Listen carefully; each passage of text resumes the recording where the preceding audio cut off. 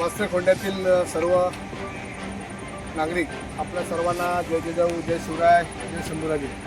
आम्ही आता आडिवली मोहिली ब्रिजवर उभे आहोत आणि हा रस्ता रायगड जिल्हा परिषद बांधकाम विभागाच्या अखत्यारीत येतो आणि ह्या संदर्भामध्ये आम्ही अनेक वेळा रायगड जिल्हा परिषदेकडे पत्रव्यवहार करून अनेक वेळा खड्डे भरून घेतलेले आहेत आणि याच ब्रिजच्या खालचा पाया घासळले होते, ते सुद्धा आम्ही दुरुस्त करून घेतले होते. परंतु ह्या रस्त्यामध्ये रायगड जिल्हा परिषद निकृष्ट जे खड्डे भरते त्याच्यामुळे हे रस्ते वारंवार खड्डेमय होतात. म्हणून आम्ही यांना वारंवार सांगितलेलं आहे की आपण हे रस्ते दर्जेदार खड्डेमुक्त करावे, अन्यथा आम्ही उपोषण करू. परंतु हे अधिकारी कर्जत तालुक्यातील सर्व बांधकाम विभागाचे अधिकारी कुठल्याही प्रकारचं गंभीर दखल घेत नाही.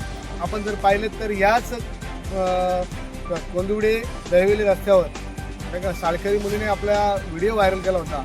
म्हणजे त्यांनी एक रिपोर्टर बनवून शासनाच्या निदर्शनास दिलं होतं की या रस्त्यांची अवस्था कशा प्रकारे आहे, आम्हाला रस्त्याने चालता येत नाही, ह्या रस्त्याची डागडुगी करावी, खड्डेमुक्त करावी.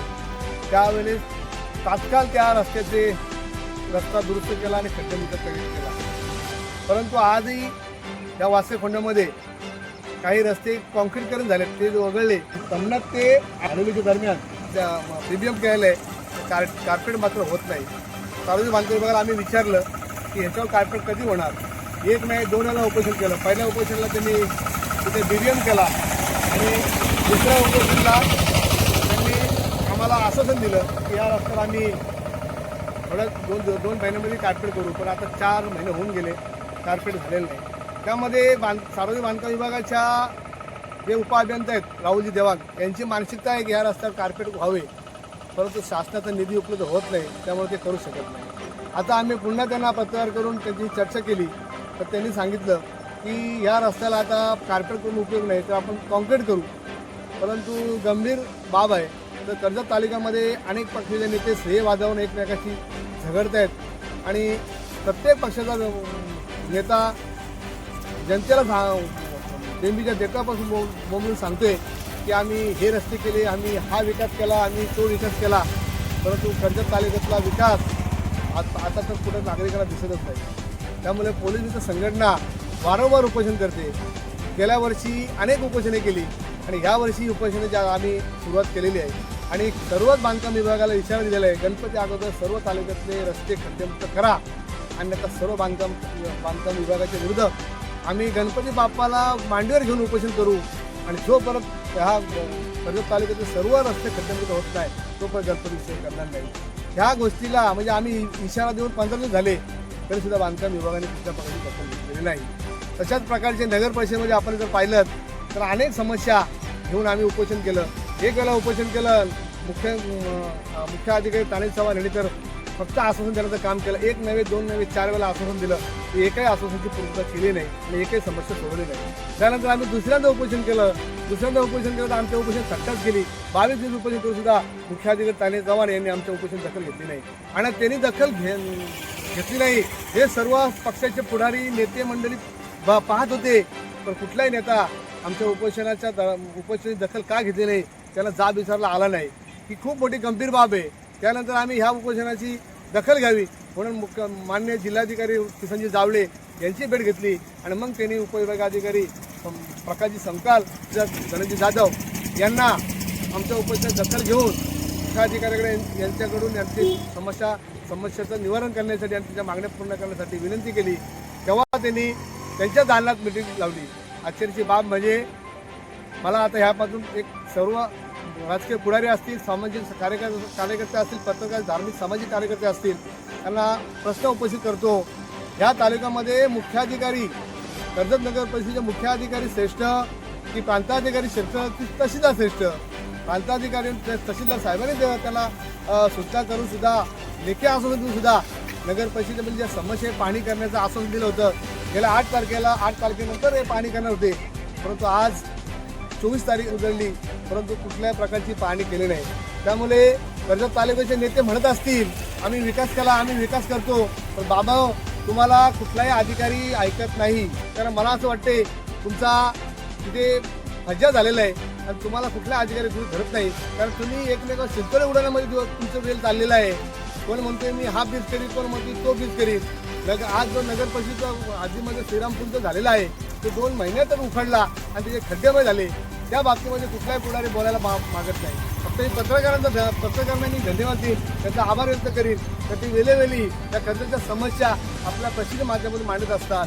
आणि आता पत्रकार आक्रमक झालेले आहेत. अनेक जण पत्रकार परिषद घेतात आणि मोठमोठ्या वल्गना करतात.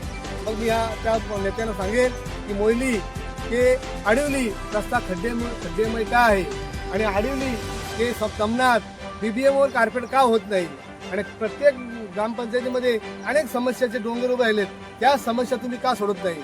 मी सर्वच पक्षाच्या नेत्यांना या मीडियाच्या माध्यमातून आवाहन करतो, आपण जर का आपल्याला जर श्रेय पाहिजे असतील तर आपल्या ग्रामपंचायतीचा पहिले विकास करा. तिथे समाज मंदिर गळतंय, मंदिरं गळतायत, रस्ते उखडलेत, लोकांना सुख सुविधा नाही. अजिबात कोणी वल्गना करू नका. आणि मी तर वासखोंड्यातील सर्वच मतदारांना विनंती करतो, आपण या 5 वर्षाचा कालावधी पाहिला असेल. जे एकत्र लढत होते ते वेगळे झाले आणि जे वेगळे लढत होते ते एकत्र आले आणि आता एकत्र लढून सत्तेत बसले. आता परत ते वेगळे झाले आणि ते आता एकमेकावर शिरतोडे उडवतात. आता ह्या वासखोंड्यातील सर्वच मतदारांना मी विनंती करीन, आपला संसार प्रपंच सांभाळा, याच्या नादाला लागू नका. हे लोक मतं घेतील, निवडून देतील, 5 वर्ष कडबडी होतील आणि तुम्हाला बाईकवर पण चालायला रस्ता राहणार नाही. आणि बाईकवर चालताना तुम्ही पडाल, तुमचे दात पडतील, तुमचे हातपाय मोडतील, तुमच्या कंबर जातील, त्याला त्याचं काही पडलेलं नाही. त्यामुळे मी विनंती करीन, पोलीस संघटना आपल्याकडे मतं मागायला येत नाही, देणगी मागायला येत नाही, वर्गणी मागायला येत नाही. 42 उपोषण केले.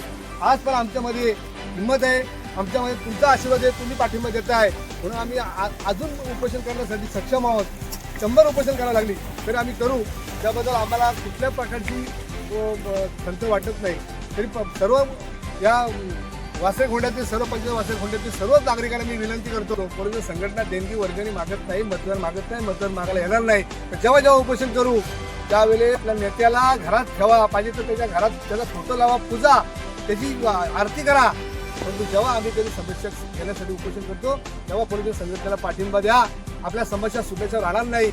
आपण जर पाहिलं तर या रस्त्याला जेवढे कॉन्क्रीट रस्ते झाले त्याच रस्त्यावर आता वाहन चालू शकतो. बाकी कुठल्याही रस्त्यावर वाहन चालणं शक्य नाही. ज्या ज्या ठिकाणी आम्ही उपोषण केलं त्या ठिकाणचे रस्ते आम्ही दुरुस्त केले. अनेक आदिवासी बांधवांना आम्ही न्याय दिला, अनेक दलित बांधवांना आम्ही न्याय दिला. कर्जत तालुका आज आपण पाहिलं तर पंचायत समितीमध्ये त्या दालनाचे दुरुस्ती होत नव्हती, वर्षभर यांच्या सहेलाडी चालू होती. आम्ही उपोषण केलं आणि ते दुरुस्त काम सुरू झालं, आता पूर्णत्वावर आहे. आणि त्या दालनामध्ये डॉक्टर बाबासाहेब आंबेडकर यांचा आपण आता तिथे प्रतिमा बसवतो आहे. आमच्या मनात खूप समाजसेवा करण्याची इच्छा आहे, आमच्यात बळ आहे. परंतु जर आपण ह्या राजकारणाच्या पुढाच्या नादी लागलात आणि आम्हाला जर का पाठिंबा दिला नाही तर मात्र आम्हाला कुठेतरी थांबावं लागेल किंवा आमचा हे लोक बली घेतील आणि बली घेतल्यानंतर मग मात्र आपल्याला पश्चाताप होईल. तेव्हा सर्व नागरिकांना मी विनंती करतो की आपण आम्हाला वेळोवेळी कुठलाही उपोषण असो, कुठलीही समस्या असो, पाठिंबा देऊन सहकार्य करावे आणि आम्हाला बल द्यावे. धन्यवाद.